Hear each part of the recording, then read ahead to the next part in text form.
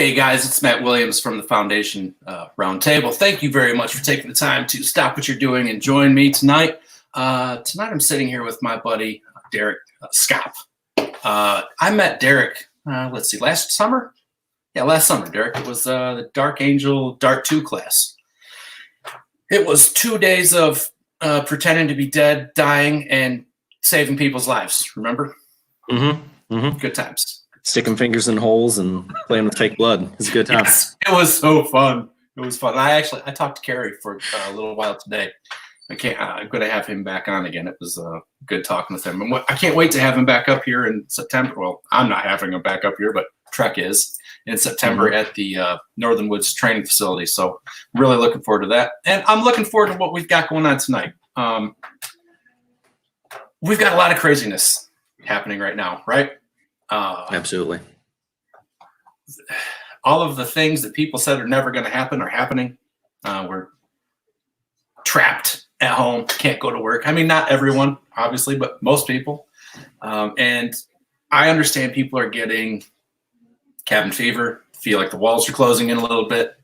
And I'm starting to see, judging by my social media, that people, like, there's a definite negative energy to all this. So what I want to do is talk about some ways that people can take advantage of this time and turn it into something positive.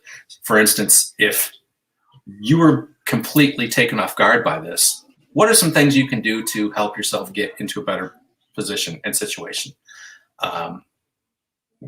Maybe it's you just don't have enough food at the house. What can you do without going overboard?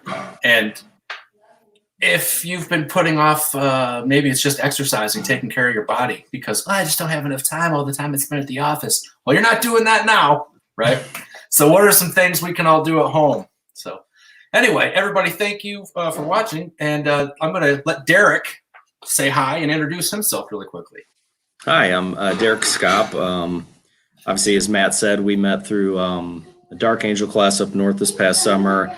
Had been affiliated with MDFI. This is now my second year in instruction now. And real quick, hold on. Oh, sorry, go ahead. You're good. Guys, our families are closed in the house too. So if you see my little monkeys running around in the background, we're on lockdown too. So please, bear with us. If Derek's kids want to come say hi, do you want to come say hi? Everybody can come say hi. It's it's just, hey, we're rolling with the punches tonight. All right. So Derek, go ahead, take it away, buddy. Yeah. So instructor with MDFI. I am the. You want to say hi? Please. Yes. Come say hi. This is one of my four. So father of four. This is my third. Her name is Kendall. Say hi, Kendall. Hi. Oh, hi. Hello. And we have been enjoying, the past 2.5, going on 3 weeks now of a lot of quality family time.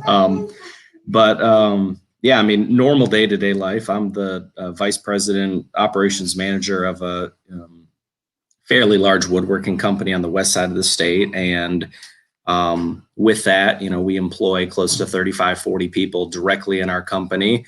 And so, this has been something that's obviously as a, business owner and being involved in the MDFI thing and, the classes we've had to move and cancel and things like that. This has had a pretty big impact on, day-to-day life. So it's just, it's been a real interesting time, real growing time. I think people, myself included, are finding a lot about themselves, their priorities in life, what we're passionate about, what we spend time on, what we can do without, things like that. So, but yeah, I mean,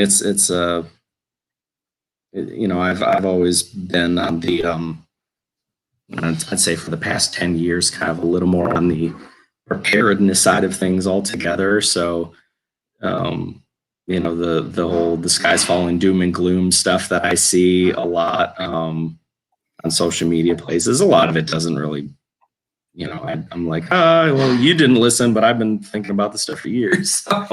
Yeah, I know what you mean, man. I admittedly, and it's embarrassing, I got involved with thinking this way because I can't even say, I can't believe I'm going to say it out loud. Alex Jones. And I can't listen to him. It's like putting a metal bucket on your head and having someone just hit it with a hammer. Mhm. If I listened to him for 10 more minutes, I was going to be in my backyard digging a bunker. No joke.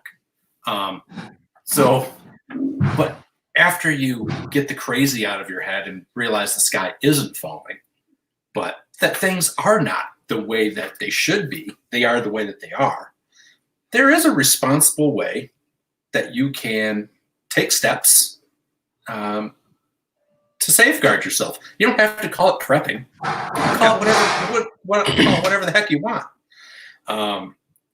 But it's definitely a good idea if you haven't thought about it yet.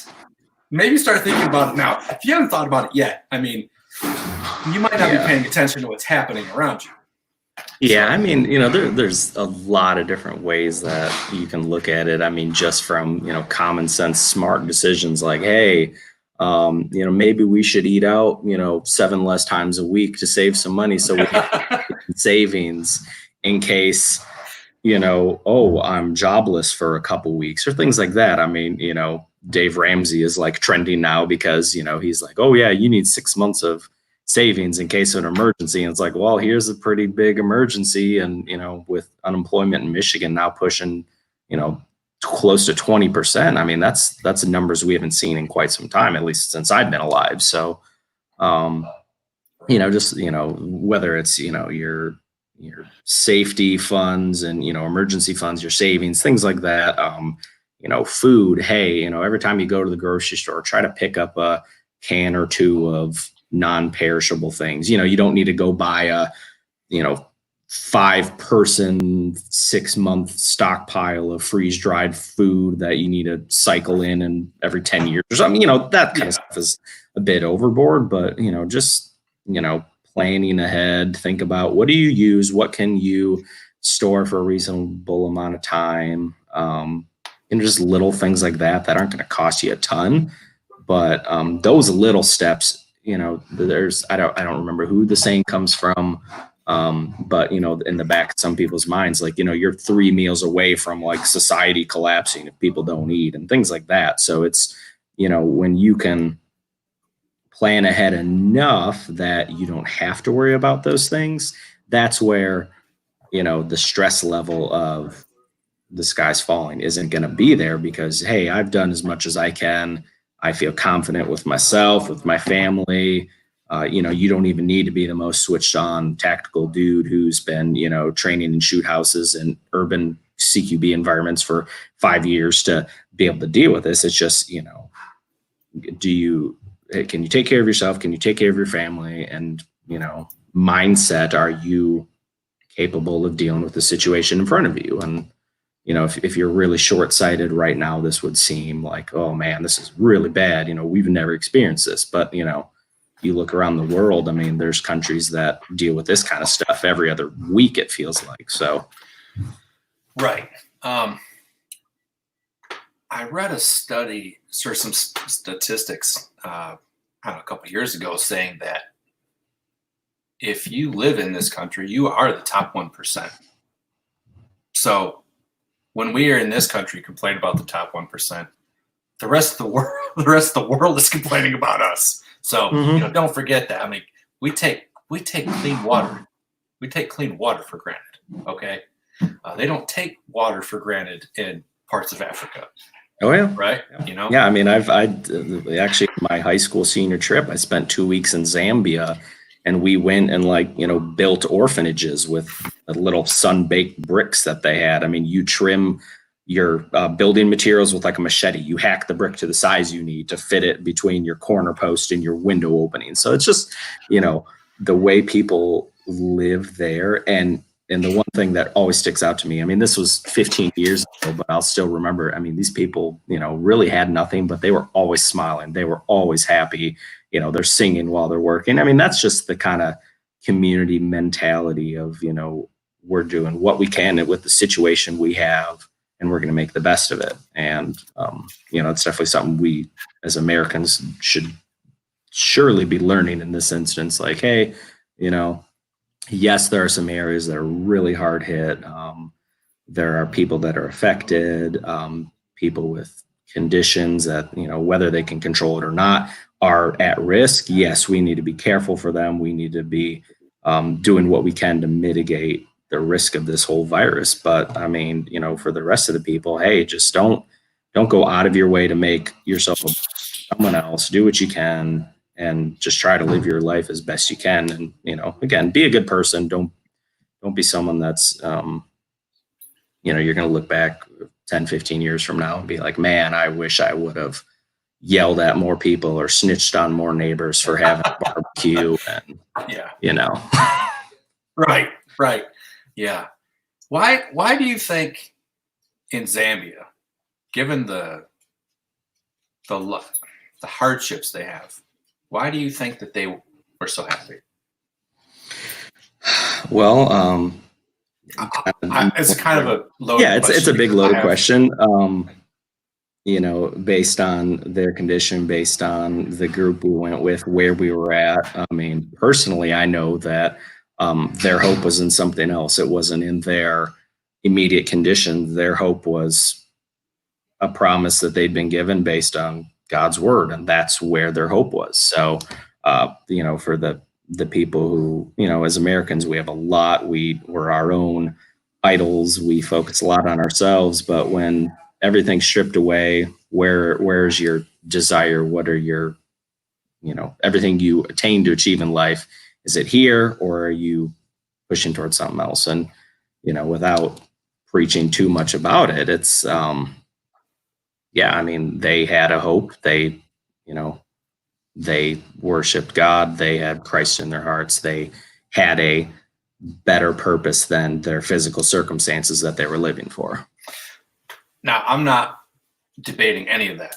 I don't disagree with any of it. Do you think that also that humans find joy through beating adversity and hard times? Because I know, like, the little things like a runner's high or the feeling you get after a workout, you do something and it's like ridiculously difficult or hard, the feeling you get afterwards. I think that the things that I think that we're very soft as a nation, and we don't have real struggles.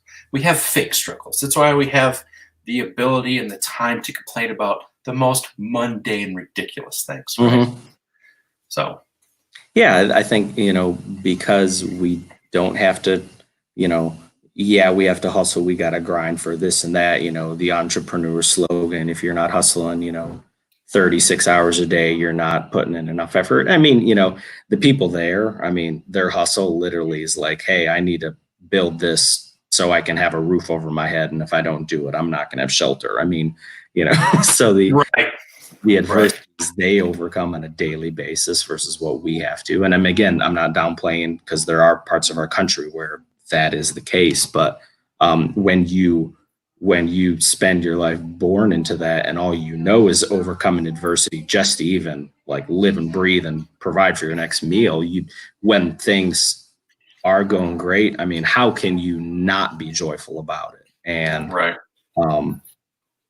we spend a lot of time in this country, I think, just cruising along. Things are going okay. We get complacent. We look for the next bigger and better thing.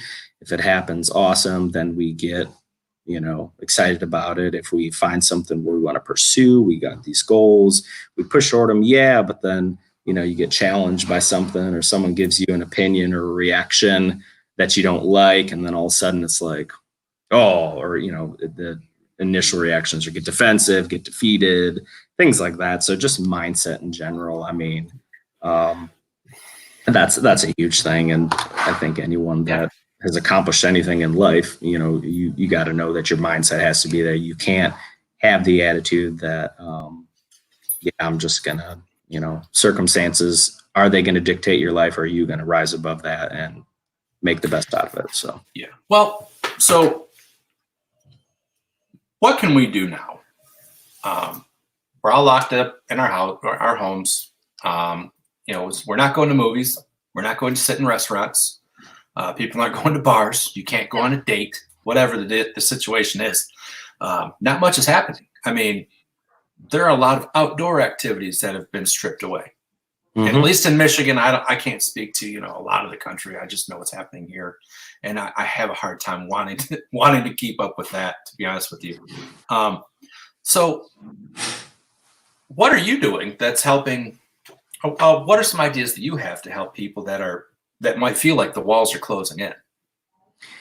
Yeah, so obviously with us being mandated to, hey, you right now we can't go see friends in another household, things like that. So, just for me, it's been finding that time to reconnect with my wife and my kids, running a company. And once we hit the summer months, the training schedule, I mean, fortunately, that's going to be I don't know what it's going to be this year. But Right. normally, our schedules, it could be like every other weekend we're doing classes. So, I'm just really making the most of my time now to, spend as much time as I can with my family. I'm still working from home, usually 8 to 10 hours a day, depending on what it is, sometimes more, sometimes less. But just, making intentional time. Like, I mean, a handful of days ago, the kids were sitting inside. They were doing a school lesson or something because my wife homeschools all our kids. So we were, homeschooling before it was trending. So, Gotcha. they were kind of all doing their school stuff. I took a lunch break. I was like, hey, kids, let's go outside. We're going to do yoga on the back deck because it's sunny and we need to move around a little bit because it's docile the whole morning. So, just going out for hikes with your family, finding common activities to do, read together, play a board game, do something. I mean, even my oldest son, I mean, he has a hoot. Him and I, we'll go into Minecraft and just start building worlds and blowing things up together. He loves Minecraft. He's 7 years old. He's in tune with technology more than I was at that age, but that's something he enjoys. So, finding things to do together. But then making sure that the attitude and the emotions that are being portrayed are, definitely hey, we're going to make the most of this time. We're going to be positive about it. Definitely not, being so inundated with, social media and the news intake that, we're just spewing the negativity and, banter back and forth. Don't make your daily life political. There's enough of that going on in the world. So. Yeah, I think that all of us could do really well by taking a few steps back away from whatever news outlet you like to watch and listen to, and get away from social media. Whatever amount of time you spend on it now, cut it in half. I mean, how much negative do you have to go through to find something positive? I mean, it's always those libs or those Dems or those repubs or Trump is a dummy and Pelosi's a moron, and like, oh my God. You know what, guys? We're going to have plenty of time when this is over with to point fingers and assign blame. Okay. Right now is not the time. Let those goofballs, in Washington do whatever they're doing. What you do right now is not affecting what they're doing in Washington. You yelling at somebody on Facebook or Instagram, it's not helping. It's not helping. Yeah. And the thing that people don't know, I think, the most is while you are burning to death inside, angry, the person you're mad at, they might live on the other side of the country. They don't even know how angry you are. You're giving them free rent in your head. The only person you're hurting or affecting is you, and then probably your family and the people around you. So, knock it off, guys, with the social media. Stop commenting. If you can't say something that's not positive, you're not making your day better. So I think that's a great place to start with this. If it's not going to be positive, don't post it and don't comment on it because it's not helping you. I get it. Like, well, somebody's got to say something. Well, you know what? It doesn't have to be you. Sometimes it does have to be you, but it can't always be you. Yeah. Right. I think what I'm seeing now is that, those things that I'm like, oh yeah, that'd be a good point to make. And then, you go looking like, hey, here's this group of Michiganders that formed a 300,000 followers on Facebook. And, And then I'm like, okay, this person said the same thing. 17 minutes later, this person said the same thing. 17 minutes later, this person did. Oh, 3 minutes later, he said the same thing. It's like, guys, just why spend the, I get it. Some people need to vent, some people need to rant, but I mean, so in the Second Amendment community and, gun community as a whole, we've been dealing with this for a long time as far as the, rights and dealing with, opposite opinions and how far is too far to take conversations. And, one thing that I learned, especially jumping in the instructing end of things, is that I'm not going to convince anyone by my interactions on social media. So getting in a rant and going off on this and that's not going to do anything. I'm not going to win anyone over to my cause, but how I act online. So, for me, it's like, hey, I'm going to be hospitable. I'm going to be like, hey, you know what? This is something, if it's someone, that I'm acquaintance with and I somewhat care about, I'll be like, hey, we have different opinions. Let's sit down and talk about it when we're allowed to. And, let's have a face-to-face. And hey, maybe I can, show you some things that might pique your interest about this. Maybe I can help you be more educated about it. I mean, that's why I love you doing these roundtable things, because you're, you're exposing a lot of newer people and even some veteran people who just, the more viewpoints you have on something, just the better informed decisions you can make on it. So for me, it's just, knock it off with the social media stuff. I have to tell myself that all the time. I write this page long retort to some comment, and then all of a sudden 15 minutes later, everyone's talking about something else anyway. So I'm like, oh, dang it, I missed my chance. I understand that feeling. And you know what I do when I find one of those things like, oh, I'm going to burn them down. I type out everything I want to say. I say every rotten, mean, nasty thing. I make sure all the grammar is perfect. The punctuation is on point. Mm-hmm. I read it out loud to myself. I highlight the whole thing, delete it, and I go about my day. Mm-hmm. Because if I've sent it, what have I done? I've created more hostility in a person that's going to dislike me, the picture of me every time they see it pop up on social media. It's not a real person to them. Who cares? It doesn't affect anything. So again, the social media stuff is it's a dead end. It's screaming at a brick wall that actually has a face painted on it. It's all it is. Yeah. The response you get, unless it's a friend of yours or a person you know in your personal life, it doesn't do anything. It doesn't mean anything. So some of the things we've been doing at my house, like today, I some stuff I've been meaning to get done. I had a 20-yard roll-off dumpster dropped off at the house. I'm gutting my old Southpaw Knots shop. I used to do a lot of custom work for like high-end knives that do like custom knife lanyards with custom beads. And I used to do a ton of like copper patina work and, hammered copper. I used to do a bunch of that kind of stuff. And I loved it. You're building a she shed now. Yeah. No, it's going to be insured by Allstate. Good Mother's Day idea. Yeah. I'm going to turn like it's a 3-car detached, garage. It's 3 bay. I'm going to turn like at least a third of it into a studio down there. So I could do this, in a cool place where I could smoke cigars and, be a goofball. And I still want this show to be family friendly because I know my kids are going to watch this. So, I try to make sure that if you're going to, if there's going to be a cuss word, it's got to be that low tier, like damn or hell. We can't drop bombs on this show. You know what I mean? But, right. Yeah. I mean, maybe I should have started like the opinions expressed here. The opinion of me doesn't represent any organization I work for. Right. No. But honestly, man, I've been spending more time with my wife and kids. I think I always did an all right job with all that, but now we're all home together. So in the morning we have a schedule. The kids get up. This time we start homework. My wife's a teacher, so she's still working, from home. She works more now than she did when she went to school. Mm-hmm. So that's kind of sucks. But kids are done with school by 12:30, 1 o'clock, and we've been camping out in the woods, playing football in the yard, going on.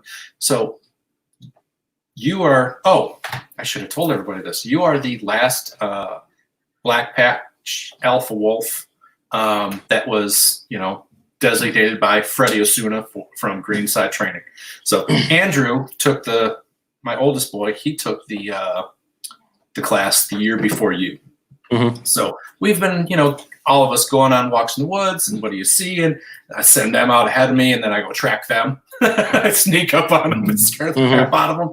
So we've been doing stuff like that, Yeah. My kids, we're slowly getting into I'd like to start introducing them to some of these things. I mean, we had a wound cube sitting out the other day, and my kids are like, throwing it around like it's some fun jelly block. And I'm like, no, here's what we do with it. And they lose interest in like 3 seconds. But I mean, we had our playground out back, and I raked it, a handful of months ago and turned it into a spore pit. And I'm like, hey, so take your shoes off and let's look at our footprints. And then all of a sudden it turned into a game, and then we're drawing things in the sand. It's fun.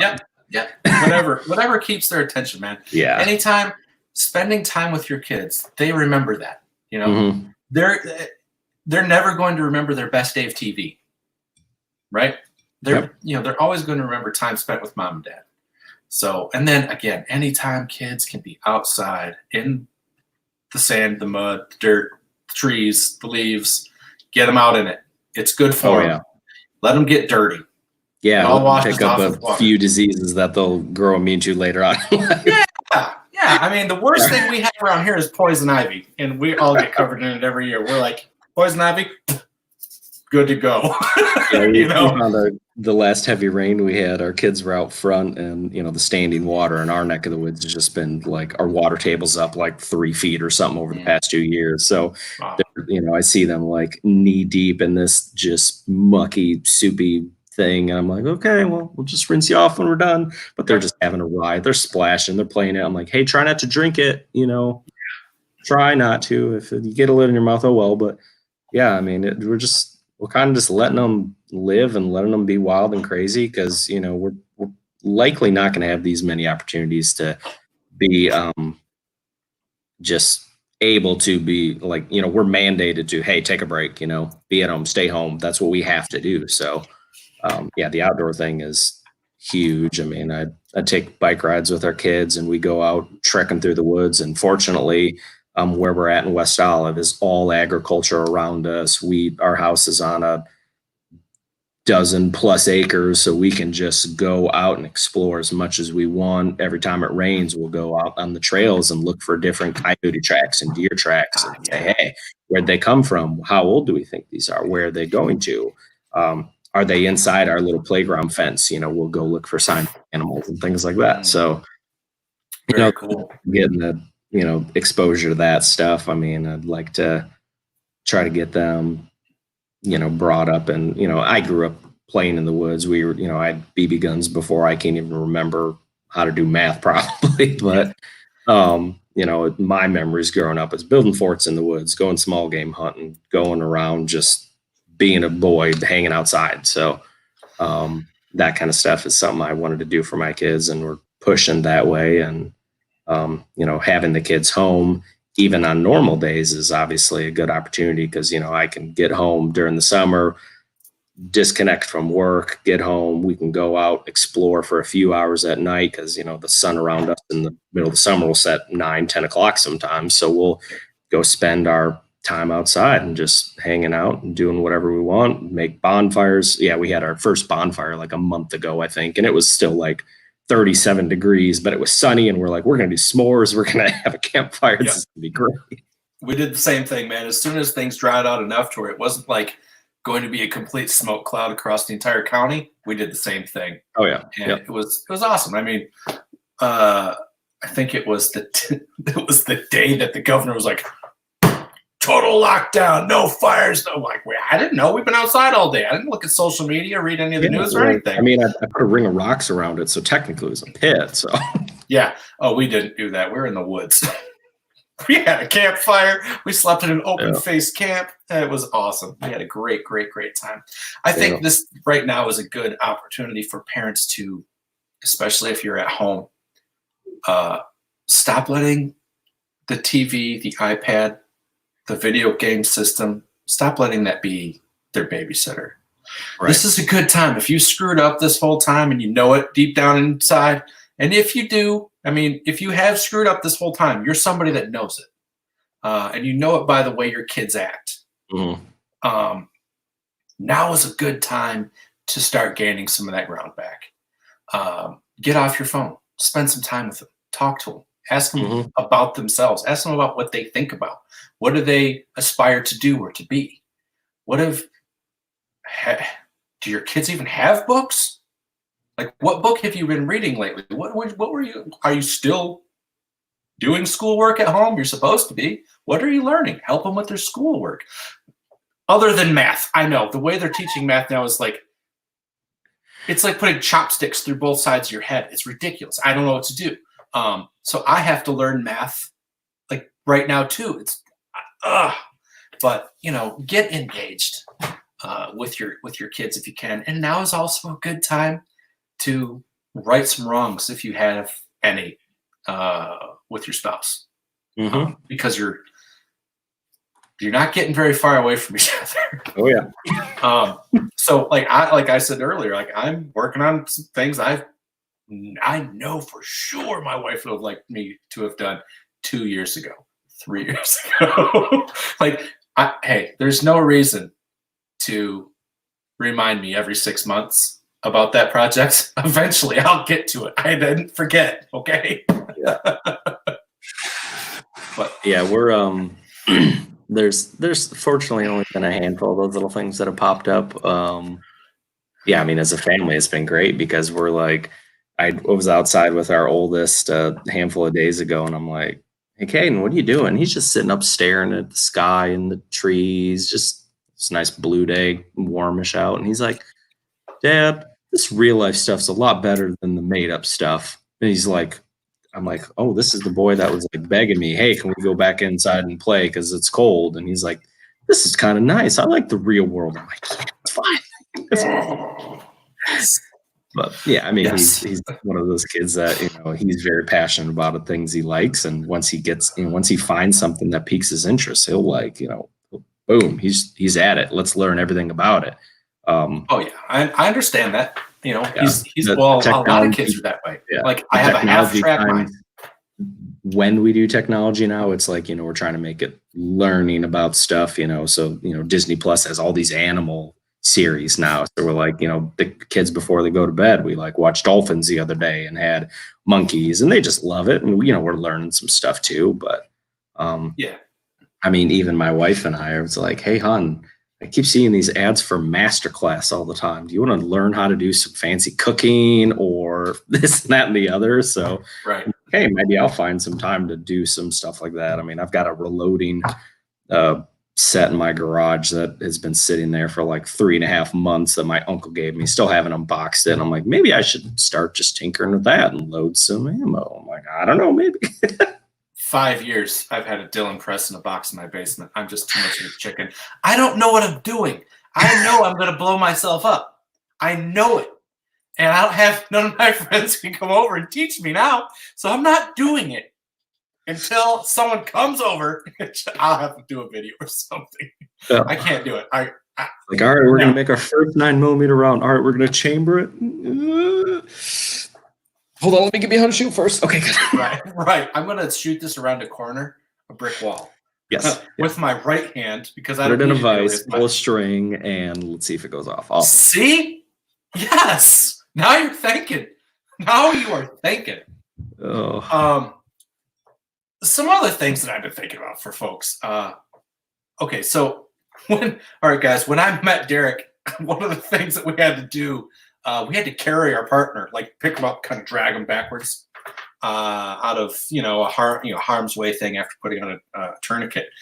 And Derek is about, I don't know, you're about my height, maybe a little taller than me. I'm not sure.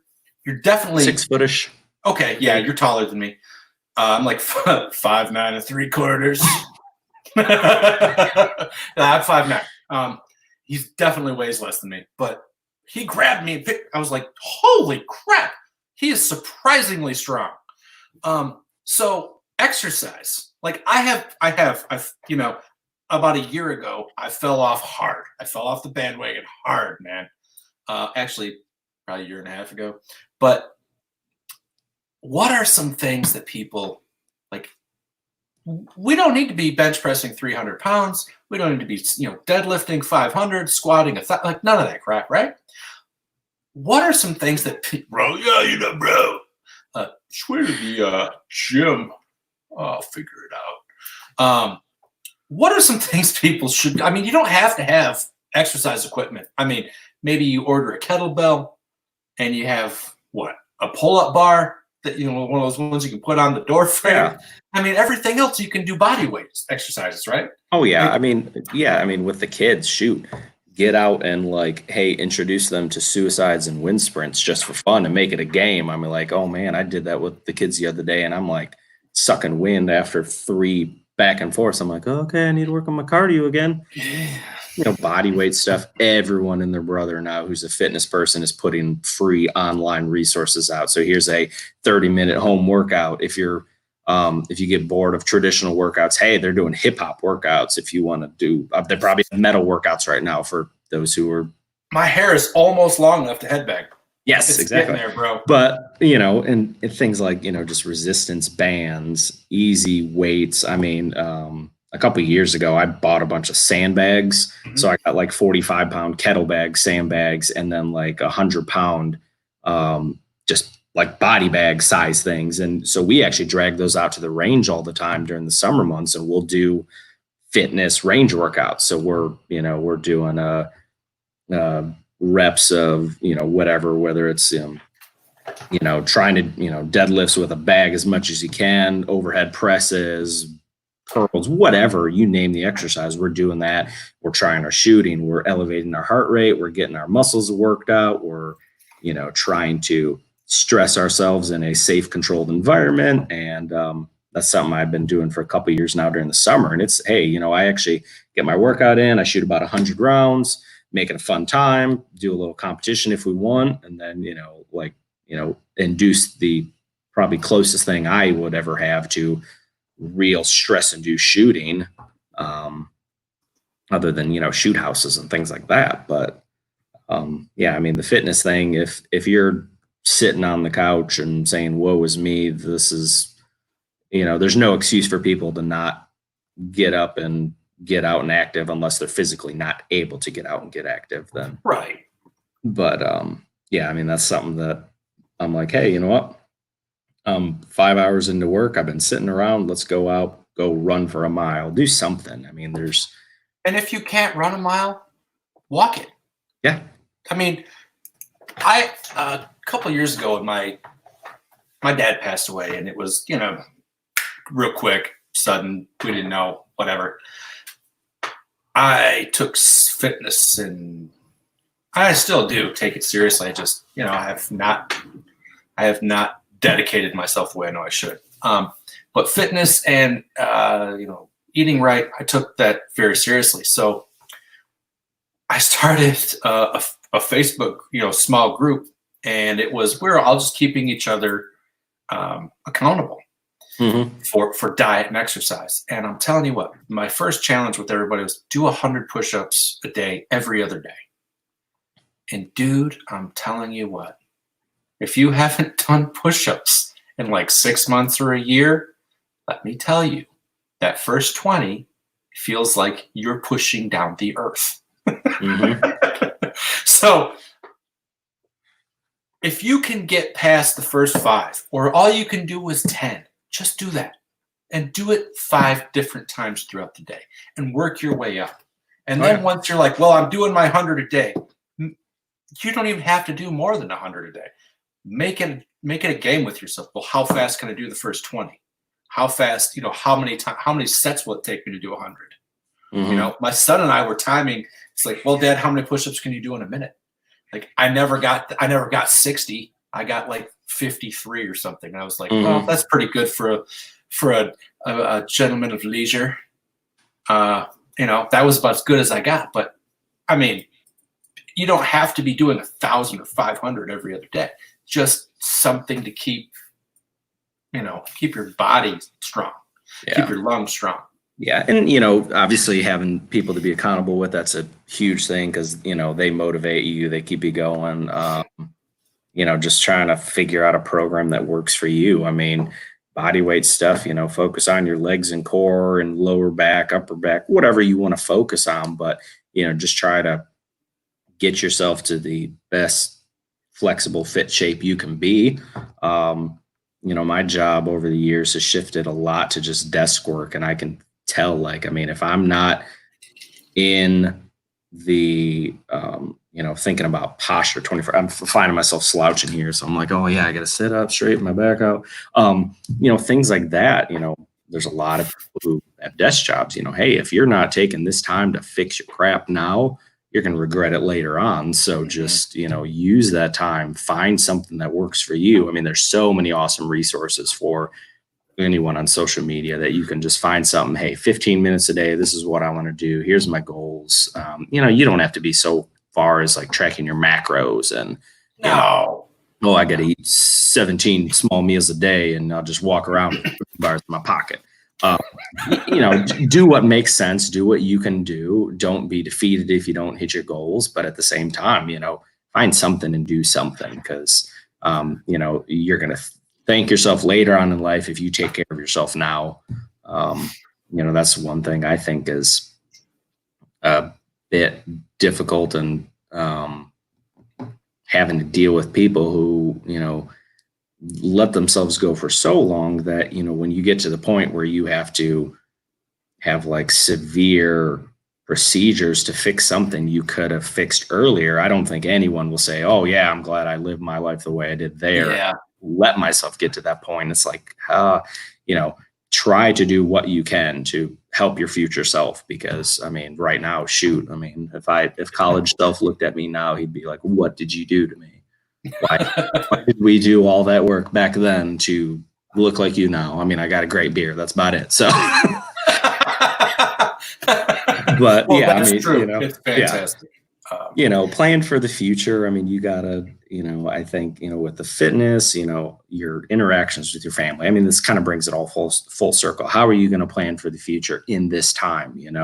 Take care of yourself, take care of your loved ones. Try to do what you can to just, better yourself, better your community, do what you can to be the best version of yourself right now. Because, we got all the time in the world to do it, especially for the people who are sitting at home trying to figure out, hey, what can I do? Find some way to get involved. There's still plenty of things we can do for ourselves, for others, even though we got to stay 6 feet apart and can't go visit our friends at their houses and can't go to work and can't do really anything, but Right. So something is, I'm just going to touch on this weight loss thing real quick don't weigh yourself every day, people. It's a demoralizing thing. And don't set weight goals. My goal, this is so dumb, but my first goal was to be able to tie my boots without holding my breath. I know that's dumb, but it worked. I weighed myself every Monday, and I wouldn't weigh myself any other time because you will defeat yourself. So I want to move on from that, but yeah, I think those are good points. I remember just recently I listened to Joe Rogan, and he was talking about there's a whole series of different trainers on it that are doing free. They have a bunch of free workouts as well. So there you go, guys. Check out On It. That's one name you can go check out and get some free workouts. Move You is another fun one. What is it? Move You. Move You. Okay. They're like on Instagram and stuff. The dudes are absolutely hilarious. And if you're not laughing by the end of what they're doing, you don't have a pulse. Soul, I guess. Gotcha. Okay. Yeah, a lot of stuff like that. So. And then let's see. What are some of the other things that are going on with this right now? We talked about family. We talked about fitness and health. I think I haven't been in the grocery stores a lot, so I don't really know exactly what they look like. There's a lot of people with masks. I don't know if they're if they're still stocked with Doritos and Mountain Dew, but if they are, do your best to steer clear of that kind of crap. So then one of the other things, and this is something that has we've been talking a lot about, is there are a lot of brand new people that have just come into the community of gun ownership, but there's also a lot of people who still want to come into this community that are now seeing how the new people are being dogged out real bad. How the gun community is like, oh, so now you finally get it. Oh, you blah blah blah. You know what I mean? A lot of stuff that people are saying that's not helping, and I tried to address that.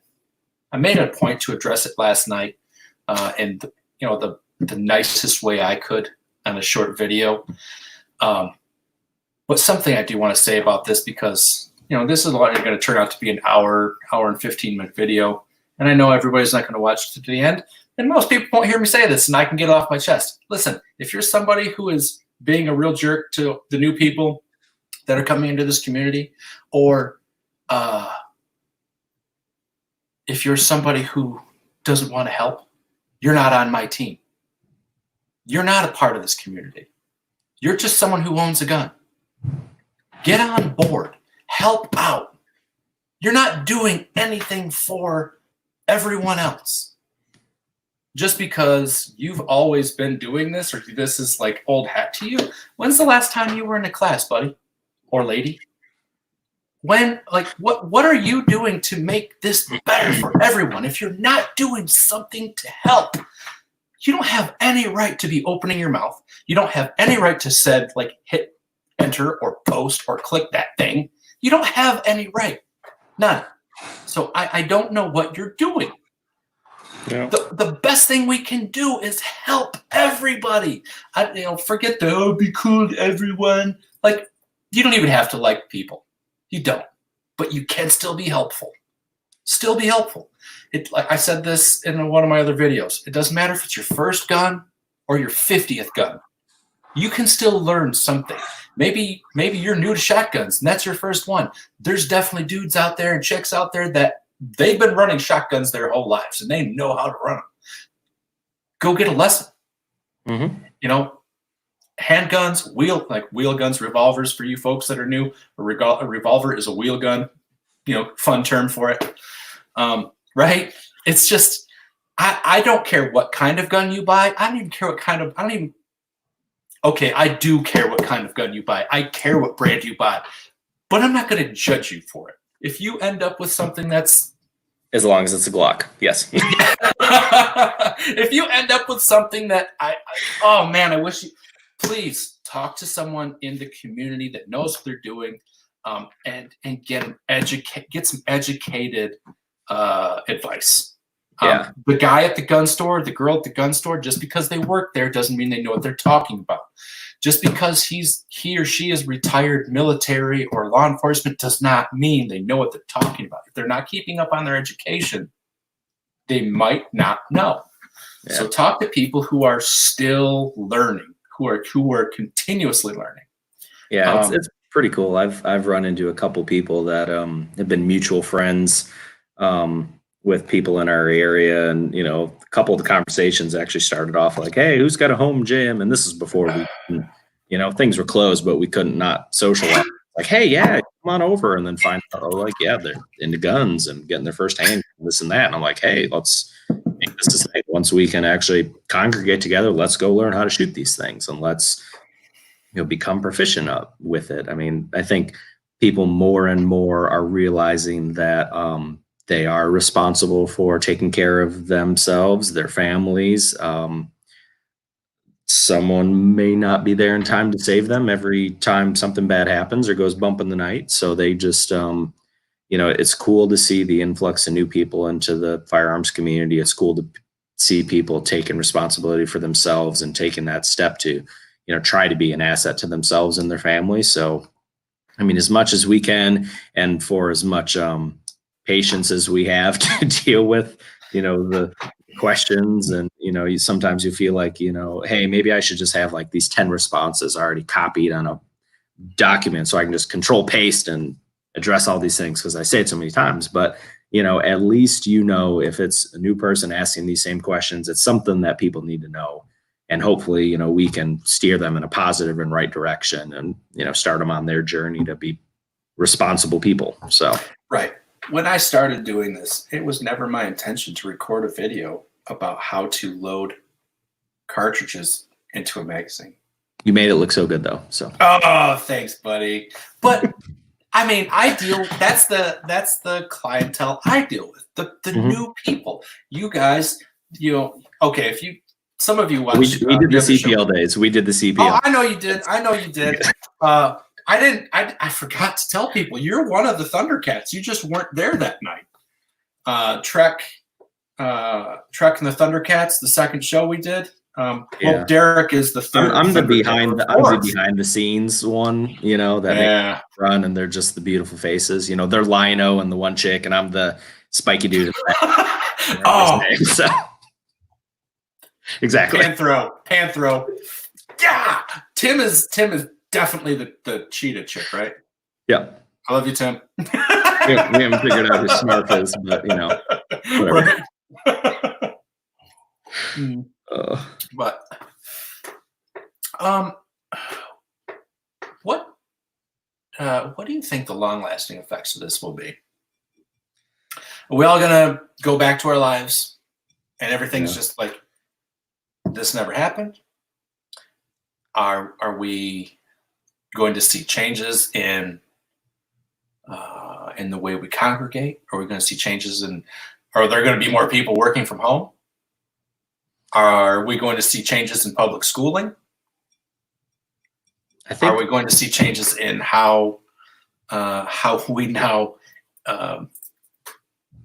greet each other from here on out? I mean, what's going to happen? What do you think? Yeah. I think society as a whole is just getting a wake-up call, and I think all the things you touched on and then some more. I mean, education is, how is that going to proceed going forward? Congregating, social events. I mean, the entertainment industry, concerts, movies, whatever you want to look at, all these things are being impacted, and you're already seeing how some of these are shifting. I mean, even, us with training, I mean, we're doing these online interactive classes now, Q&A style formats, things like that. I know in our work world, I mean, I work with probably 6-7 different area builders, some as small as little, handful of guys on a crew, home construction, to commercial contractors with hundreds of employees, and everyone's kind of shifting into these, virtual workspace type things. And so I think there's going to be some shifts. I mean, I know that a lot of people want to get back to the human interaction side, and we'll see when that comes about. Why are we jerks? What do we do? Hi, Leslie. I wonder if Tim got in under. Oh, probably. I think that's Tim. But yeah, I mean, I can't see any facet of life that isn't going to be different or just looked at and appreciated differently. You don't know what you got until it's gone is gonna ring true for a lot of people there, because and frankly, there are people who won't have their family members after this is done.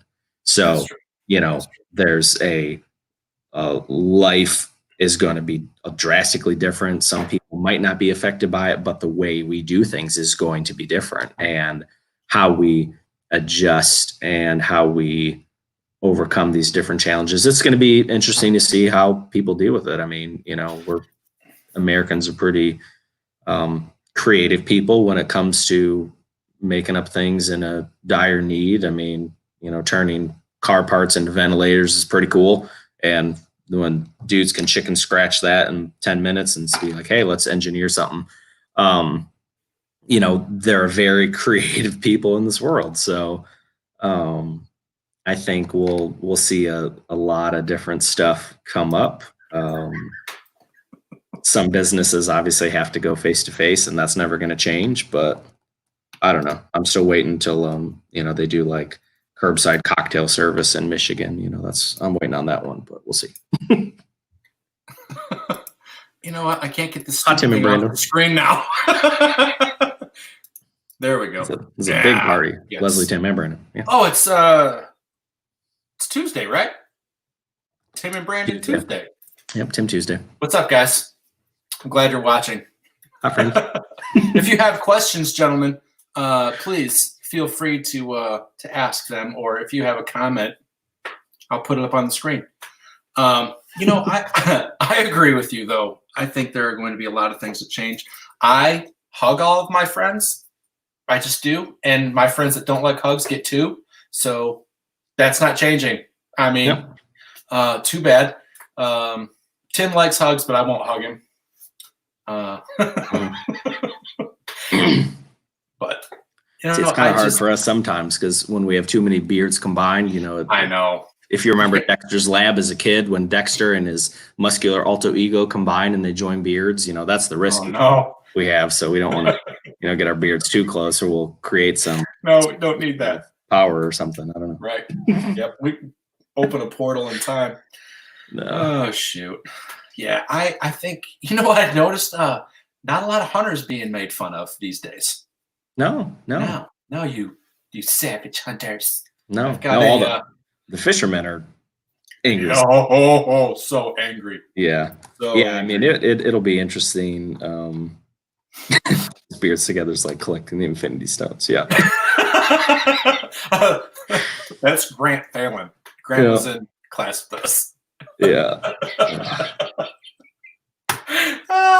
But yeah, I mean, I think, people are just learning, and they're going to appreciate the ability to provide for themselves. Because obviously, it's a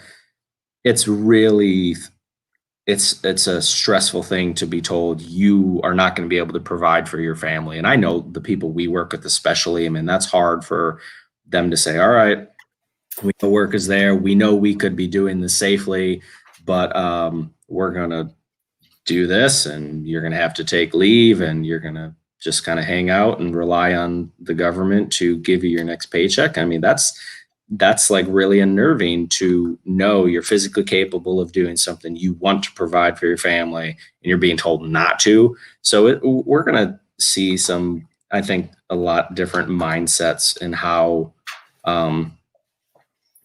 things happen going forward, I would think. And what that looks like, big picture, I hope it's nothing too crazy where I need to get my tinfoil hat out for, but yeah. Yeah. Let's see. I think we kind of covered everything that I had rolling around in my brain pan. Did you have anything that respirators and filters? Good PPE. We can talk about that next. Dude, I had to go to the hardware store today, and it was nice because I went to a small family-owned, like Taylor, hardware. I went no mask, no gloves. I was the only person in there besides the two employees. It was great. Nothing was roped off, no caution tape. I could buy anything I wanted. It was fantastic. About all the flags and all the seeds, just because. I bought all of the seeds. No, I didn't buy it. Yes. But yes, I could have bought all the flags, all the seeds, and it would have been. I would have heard bald eagles screeching from singing the national anthem from the treetops and flying around the mountains that we don't have in Michigan. Yeah. Got some nice hills and rocks some places, but yeah, Michigan's kind of flat. Yeah. Did you have anything else you wanted to add to this? No, I don't know. I mean, just, kind of big picture again, make the most of your time, enjoy the downtime while you can, hug your kids and spouses and significant others a little tighter. If you don't have anyone to hug, find someone to hug when you can. I mean, just try to make the best of it. Make sure you know their name first. Yeah. Practice safe social distancing, but just make the most of this time because it's unlike something we'll probably ever see again. Well, hopefully we won't see something like this again, but it's we've been given this for a reason. What that reason is, we're probably not going to know right now, and we might not know for a long time. But if we can come out of it stronger and better people because of it, I think that's about all we can do and hope to achieve. So I agree with you. Well, then I'm going to wrap this up. We're right at an hour, so it's about where I like to keep it at right around this time frame anyway. I want to thank you guys for spending a little time with us tonight. I know everybody's locked in their house anyway, but it's still nice to have a cool little chat going on the side, people listening, commenting on what we've got to say. I thank you guys very much for spending some time listening. And Derek, thank you very much for taking time away from your wife and kids to sit down and talk with me, man. It's been I can't remember the last time we talked. It's been a long time. Yeah. So we'll definitely have to. We'll make something happen this summer when we can be social again. Absolutely. Make a range and tracking date or something. That sounds awesome. All right, guys. Thank you very much for hanging out. And Derek, thank you for coming to the roundtable. I really appreciate it, guys. Have a wonderful night. Stay safe. We'll talk to you really soon. Thanks, Matt. See you.